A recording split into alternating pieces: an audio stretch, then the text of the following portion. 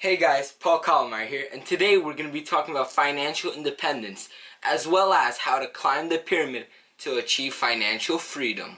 Financial freedom is the state in life where you could travel and live a life of leisure with your investments supporting you.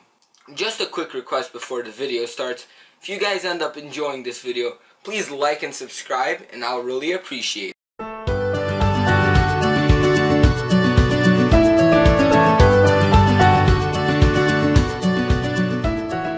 So there are three main levels of personal finance: being financially dependent, being comfortable, and being financially independent.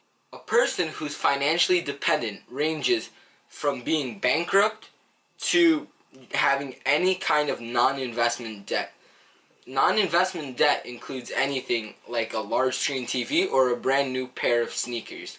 This differs from investment debt, which is like a mortgage on a rental property, which in time will make up for itself.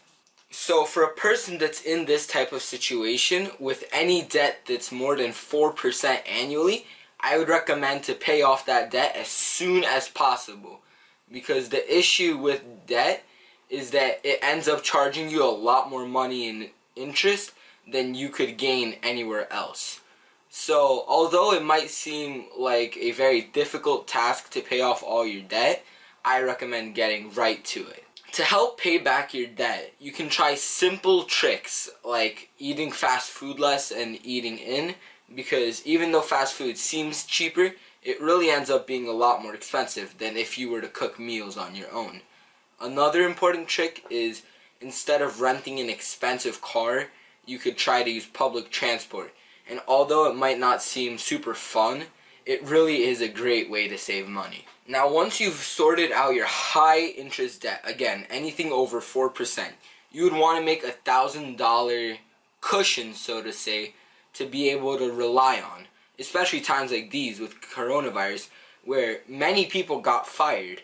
So those that didn't have, say, a couple $1,000s as a cushion, those people are really screwed in this situation. So you always need to have $1,000 for a crises that may occur in your life, such as, I don't know, your heater breaking in the middle of the winter. That's something you need fixed that very day, or something you need to spend a lot of money on. Or the car that you take to work, say the exhaust pipe breaks. You need that fixed ASAP. But this does not include things like, oh, I need the new iPhone. Like, that is not included in it. Or I need the new Balenciagas that just dropped. No, you really don't need it. But anyways, from negativity, once you've gathered a small emergency fund of around $1,000, maybe more, maybe less, depending on your situation, you level up to the next rank of the pyramid, which is being financially comfortable. At this point, you need to start investing your money using the 4% rule. I'm going to make a video on the 4% rule later on, maybe even this week. But in essence, the 4% rule states that as long as you invest 25 times more than what you need annually, you can withdraw 4% from that money every year, and you will have money limitless.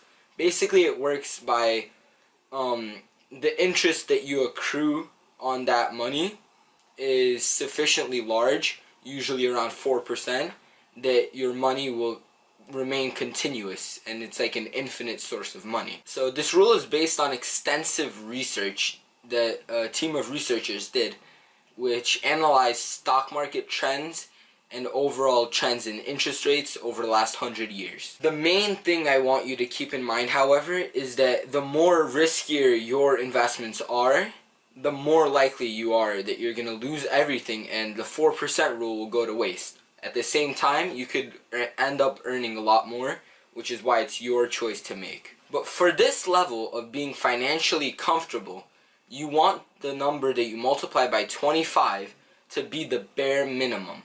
This would include rent, food, water, electricity, nothing more.